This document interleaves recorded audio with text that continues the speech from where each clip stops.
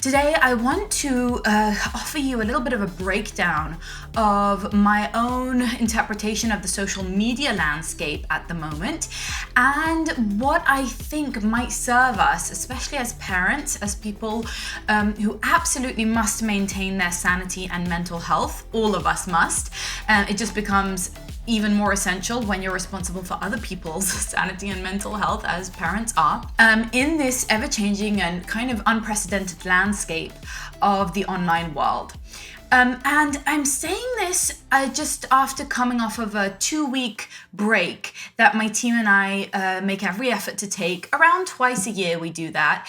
And what that basically means is we don't put out content. We're not checking in nearly as often on social media. You know, we erase the apps. We don't interact much with the comments. And I did check in a few times. I did one webinar, but I was much less engaged than I might usually be. And apart from my core, deep, personal, intimate work that I do in my group coaching in Alchemize and that I do in my private coaching, and apart from being present for my present players to an extent during this time, I really was less engaged in the larger social media landscape.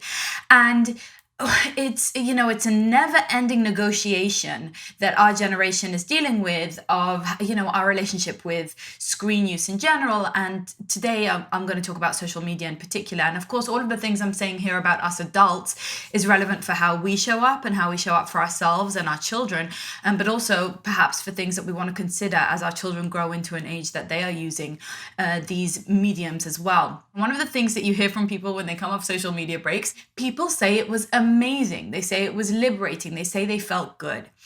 So I'm going to just start with a little disclaimer and put this to one side to say that I think there is plenty of good to be found on social media. Generally speaking, they're tools, right? And as all tools, a knife, say, they can be used for good and they can be used for evil, or for bad, or they can be used healthily or unhealthily, effectively or ineffectively, etc. And I've seen so much, especially personally through my own work, so much good that can come from the use of these technologies, right? So what I'm about to say is not a, all or nothing. And I hope that nothing I ever say comes across as all or nothing or as dogmatic, because that's something I stand very firmly against, is dogma. So what I'm about to say is not all or nothing, and it's not purely in judgment of the negativity around social media, but I do want to focus a little bit on that and see what are some of the negative things that I'm seing coming up, and why do people feel so refreshed when they take a break, and how is that relevant to us as parents? So there does seem to be quite a lot of research, even longitudinal and causal links between social media and anxiety.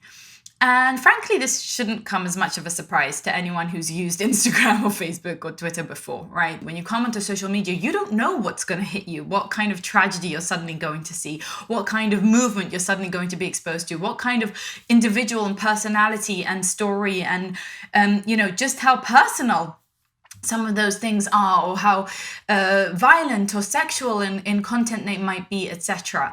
So a lot of it is about just, we don't know what we're going to encounter.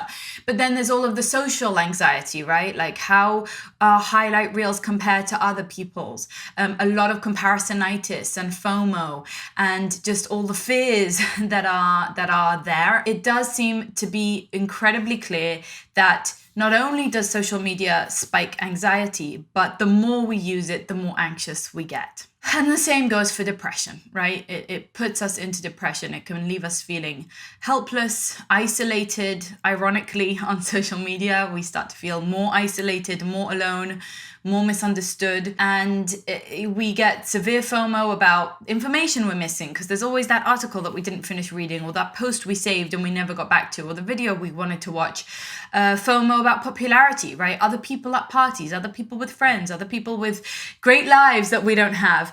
FOMO about whatever it is, events, the news, whatever we might be missing out on. Fear of missing out is FOMO, in case anyone hadn't heard that term. We get flooded with a lot of that, right? We get flooded with other people's highlight reels where we're seeing basically a literally picture perfect snapshot of their lives, and then our brains can't help but subconsciously project that onto their entire life. Like that stunning picture of them at the beach means that they're always stunning and always at the beach and always beautiful and always happy and always, looking so in love and so at ease with one another and that type of thing. And it just becomes this bizarre skewing of the reality that everybody's lives are complex. Everybody is nuanced and faces challenges and sometimes does not show up at the best versions of themselves. That's just not what happens on social media. Often even the vulnerable posts and the the exposing posts and the people who are trying to keep it real and show us their messy sides, those too, by the nature of things, are edited, are cropped, are chosen, right? We choose which vulnerabilities are endearing, which vulnerabilities actually paint us in a better light because now people see how real and authentic we are. It's a very kind of layered mind game, and you can go deeper and deeper in this. But the fact is that whatever you're seeing on social media is always going to be editorial. Honestly, it's ludicrous when we really think about it, right? None of us can be summed up in a few posts or in a few sentences or in a few photographs or in a few videos even, or even in hundreds of those things, because we're all so much more complex than any of those things would ever suggest. I'm personally seeing a lot of, I'll call it the shadow sides, the kind of the dangerous sides, the attractive sides of social media at the moment coming to the forefront in a stronger and more powerful way. You may feel a little bit like me that there's been a shift recently where the cons have begun to outweigh the pros. My team and I have been discussing this, and we're trying to think about next steps and how we want to respond to that and whether we want to respond to that, and whether we want to actually take steps to shift our focus away from certain platforms because of the rise in, perhaps you might call it, toxicity that's going on in those platforms. One of the things that I think leads to this is the anonymity of social media. And I'll just go in briefly to some of the things that I'm talking about so you know what I mean. And I'm sure that you've seen some of this go on as well if you are on those platforms.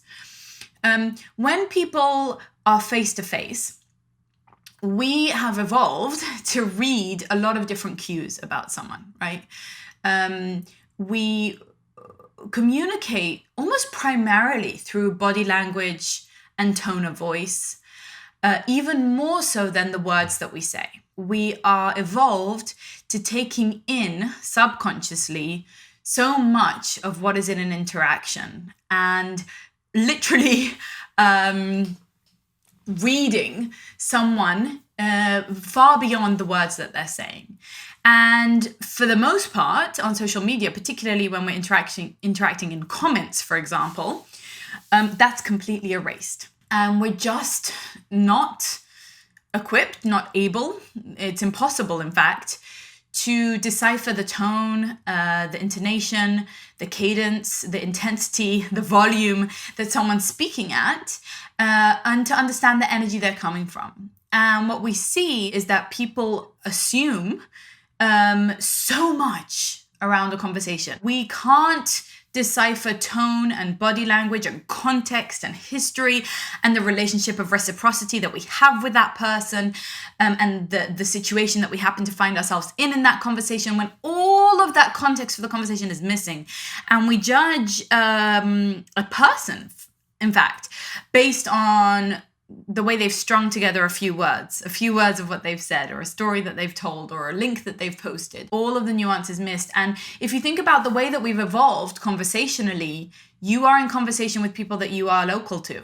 I mean, even the telephone is really very, very, very new in terms of technology and in terms of evolution, right? We're evolved to have conversations face to face. When you have conversations face to face, there is so much more at stake. It matters so much more the way that you treat the other person. I mean, you could be physically endangered if you don't treat them with respect, but you also stand to gain so much more from treating them with respect. And that has all fallen by the wayside when we just hide behind comments, right? Hide behind a screen. It's this this keyboard heroism, right? Where we're writing things, but we're not able to really contextualize them or be nuanced or put them in a human conversation. And we're able to reduce people from these complex humans into just, an opinion or a sentence or a vote or a link or a like or a emoji, right? It's such a fundamentally fake, not real, in the sense of not real form of interaction and communication, because it's missing all of that weight, all of that information of who this person is, what the context is, how am I in relationship to them, etc. And so I think that anonymity also makes people simply not accountable for what they say and do. On the one hand, we are completely unaccountable for the things that we say online. Like, we can make claims that are slanderous or libelous or gross generalizations or gross stereotypical claims that we're not held accountable for. You can make those opinions. We don't need to bring evidence for it. We don't need to back it up. We don't need to put it into a context or make it make sense. And all of our information seems to be incredibly dumbed down. The conversations seem to be incredibly dumbed down in that sense, that they lack complexity, they lack nuance, they lack diversity of thought and critical thinking. The flip side of the complete lack of accountability is the total accountability and the live foreverness aspect of it, right? There is, again, something we are not evolved for, is the idea that the words we say are recorded. We are evolved for conversations that happen face to face and typically in private settings, and that can't be recorded, right? That's, again, a very new technology. And so we're evolved to trust that the things we say are going to be within a certain situation to certain people and have a certain level of privacy. And so suddenly when things need to go online and we realize that at any point, it can be shared, it can be misconstrued, it can be taken out of context, it can be taken out of the person it was meant for and now be spread to everybody else. It's just, again, my commentary isn't, necessarily so, positive or negative around this. It's not so much a judgment as an observation that we have not figured out how to handle that. We're not used to that. We're not adapted to it. And a lot of communication issues seem to be coming from that. So there's a real lack of nuance, a real lack of discourse, a lot of inflation of terminology, right? Using terminology so loosely is something I talk about often. I talk about the power of words, and I'm sure I do it. I sin in this regard as well. But just the idea that one term can now mean something completely different. And what I'm seeing as a result, perhaps, of all of this, or it's a web of lots of different things that are influencing it, is what we see in our call-out culture, in our cancel culture, in our shaming culture, in the all-or-nothing thinking and the lack of critical thinking, right? In the very black and white thinking, the polarized state that we're in, both in the world of parenting. I see this in a huge way, and I see it in, of course, other places too. You see it in politics, for example. It's such an obvious example, right? That it's all or nothing, very, very polarized. But the worst type of thinking that I'm seeing online that I think contributes to our anxiety as parents is the catastrophizing, where you basically take any issue and turn it into so much more, right? It's kind of making a mountain out of a molehill. It's the idea that things are so much worse than they need to be, that things are so much more dramatic than they necessarily are in reality. And this goes along with the inflation of terminology, right? Where instead of simply, oh, well, we disagree on this subject, it becomes this much worse thing that people are going to say about me or about you or about whoever it is that they disagree with. One of the things that I see on social media that really bums me out is the lack of diversity of thought. I know we talk a lot about diversity in the more surface level, right? Things like skin color and gender and ethnicity and sexuality. And we are not talking about diversity on the deeper level, which is diversity of temperament and diversity of thought and cognitive diversity. And those diversities, I think, are not celebrated on social media. It stays at a very shallow level. of diversity of just the kind that you can see, which is just, one and perhaps the least interesting thing that divides us as human beings, instead of the diversity that we have of our stories, of our perceptions, of our feelings, of our logic, of our patterns of thinking, of the way that we view the world, of our different lenses that we have. I think that's a much more profound and important level of diversity, because in fact that's actually where the biggest changes between people occur. So I guess to sum up this whole thing is the idea that really I think we're not evolved for this. I think it's very early days.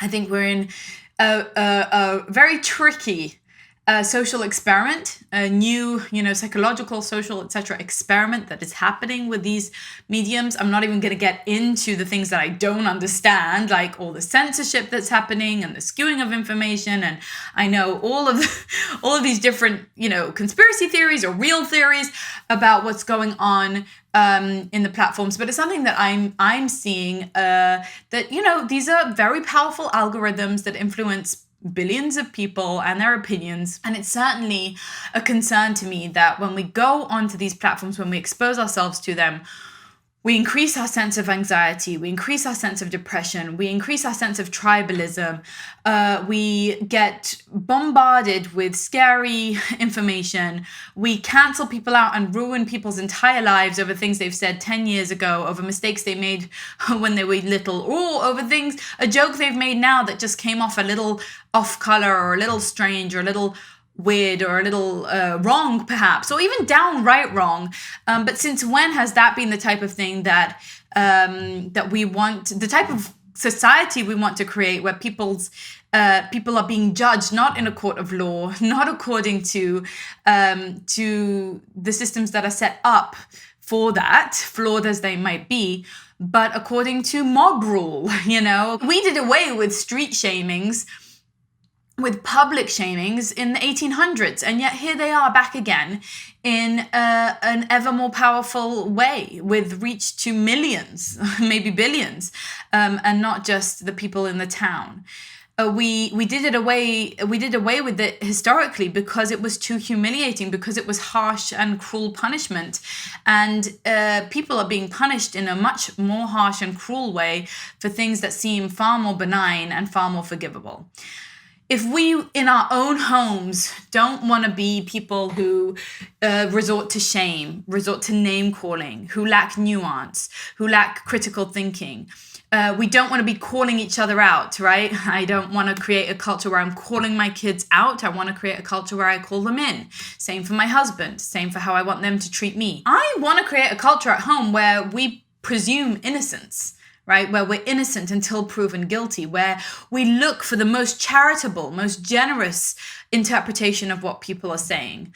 We look to be the most supportive and the most helpful, and not the most the most righteous judges of people. Where we don't look to catastrophize everything, but we actually look on the bright side and develop optimism and resilience and a sense of mutuality and reciprocity and the concern for others, where I assume the best of you, and I assume that when you're saying that, you have reason to say it. And if you're saying something that's deeply flawed or mistaken, it's because you didn't realize that, or because you have a different point of view from me, and not because you're evil in some way, right? I think we want to develop family lives that have deep thinking, critical thinking, nuanced thinking, precise words, right? A precise and careful use of words, where we actually realize the power of words and we try to use it with correct as possible terminology and phrasing, and not labeling, name calling, blowing things out of proportion. And where we're accountable for ourselves. We're not anonymous. We're not hiding behind a screen, but we actually say our truth and stand in integrity and speak from the heart to the heart, and seeing the humanity in people, in all people.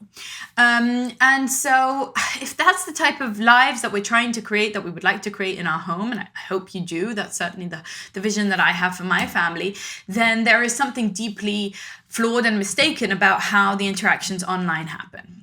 I would hope that people would begin to read other people's comments, posts, links, etc., with a benefit of the doubt mindset, and with the assumption that it's okay to disagree, that we can hold different views, even very opposing views, and that we still prefer people to be able to share their opinions, however clumsily that they might do it.